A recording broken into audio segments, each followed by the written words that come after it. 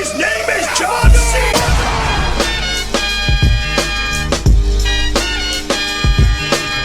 Your time is up, my time